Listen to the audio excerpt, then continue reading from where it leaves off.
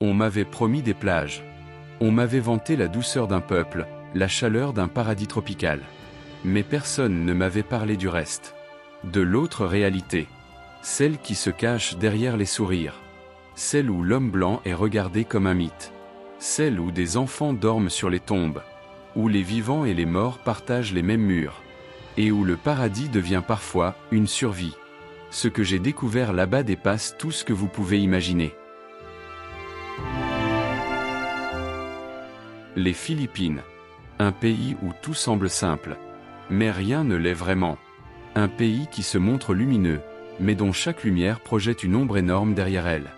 Un pays où l'on sourit même quand la vie devient trop lourde. Où l'on cache la douleur pour ne pas effrayer ceux qui regardent. Comment un archipel aussi magnifique peut-il porter autant de contradictions? Comment un voyageur peut-il être vu comme un roi? Et parfois, comme une illusion. Comment des familles entières peuvent-elles trouver refuge dans un endroit que d'autres n'approchent qu'en pleurant? Je suis allé chercher des réponses.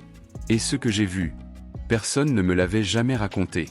Parce que pour comprendre les Philippines, il faut d'abord accepter de regarder ce que personne ne filme.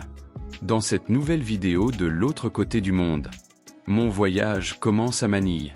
Ici, la ville respire comme un animal blessé mais encore debout. Elle a faim, elle bouge, elle gronde. Les klaxons résonnent comme un orchestre chaotique. Les odeurs de fruits mûrs, de diesel, de riz frit et de pluie chaude s'entrechoquent dans l'air. Des enfants jouent pieds nus sur l'asphalte brûlant. Des vendeurs poussent des charrettes remplies de mangues, de poissons, de jouets en plastique. Le soleil frappe les façades de béton, transformant chaque vitrine en miroir aveuglant. Mais plus je marche, plus je sens cette énergie étrange. Un mélange de joie explosive et de désespoir silencieux. Un pays où l'espoir est vivant, mais fragile. On me dit, ici, l'étranger ne passe jamais inaperçu. Surtout s'il est blanc. Je sens les regards. Pas agressifs. Curieux. Parfois admiratifs. Parfois, interrogateurs. C'est là que commence le mystère. Pas dans la beauté des plages. Pas dans les volcans majestueux. Mais dans la façon dont les gens vous regardent. Comme si vous étiez un signe. Un message. Le symbole d'un destin possible. Je ne comprendrai vraiment que plus tard. Tradition rare, croyance, tabou. Les Philippines sont profondément spirituelles. La religion catholique domine, mais ce n'est qu'une couche visible. Sous cette couche, il y a un monde invisible. Une jungle de croyances. Ancienne. Mystérieuse. Indestructible.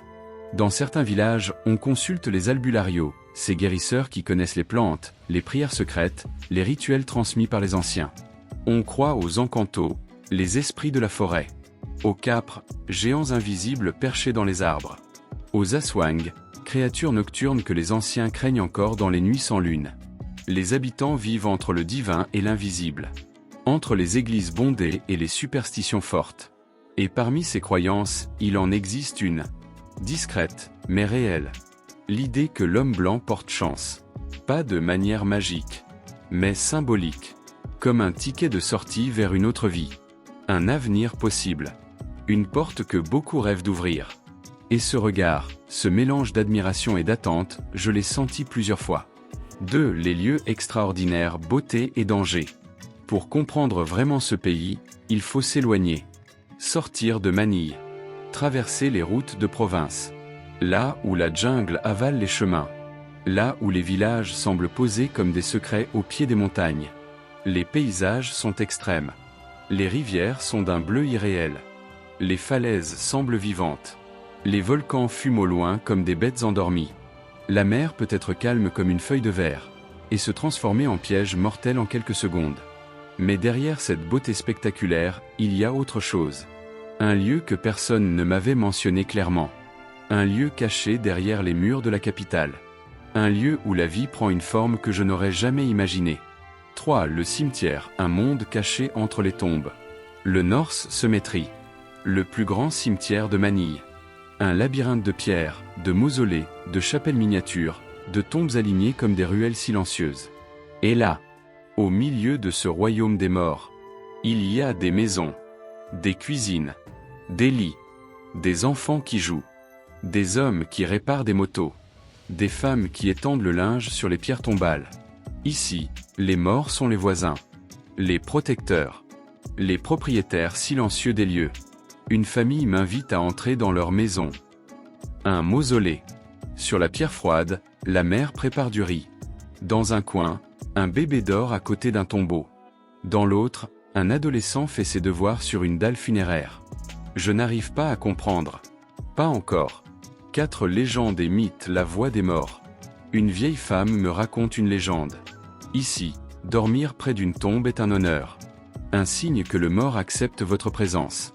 Que son esprit veille sur vous. Elle me parle d'un jeune garçon qui a trouvé un bijou caché sous une dalle. Les morts donnent à ceux qui respectent, murmure-t-elle.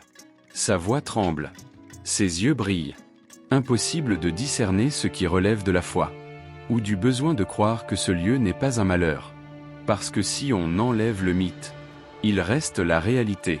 5 réalités modernes, les contrastes insupportables. Pourquoi vivent-ils ici? La réponse est simple. Et brutale. Ils n'ont nulle part où aller. Les loyers hors de prix. Les salaires trop bas. La pauvreté qui ronge des milliers de familles. Le cimetière devient un refuge.